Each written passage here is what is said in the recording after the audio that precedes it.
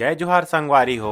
आज मैं और मोर मामा जातन शिवरी नारायण के मेला, जो कि गांव से 50 किलोमीटर के दूर में है। शिवरी नारायण छत्तीसगढ़ राज्य के जांजगीर जिला में स्थित एक पवित्र तीर्थ स्थल है। यहाँ महानदी शिवनाथ नदी और जोक नदी के संगम भी है। एला छत्तीसगढ़ के प्रयाग भी कहे जाते। मान्यता हवे कि यहाँ माता सबरी हा भगवान राम ला बेर खवाए रहीस। यहाँ हर साल मांग पूर्णिमा में बड़े से मेला भरे जाते। दूर दूर से श्रद्धालु मन संगम में स्नान करे बर आथे। हमर पहुँचते ही बाइक ला हमन पार्किंग में लगा देथन। सबसे पहली हमन जाथन मेला वाले रास्ता से नदी के तरफ। यहाँ बड़े बड़े दुकान लगे रही थे, बड़े से लेकर छोटे सामान तक के हर एक दुकान लगे हवे। फिर हमन पहुंच जाथन यहाँ झूला ग्राउंड में। यहाँ बहुत बड़े आकाश झूला लगे रही थे।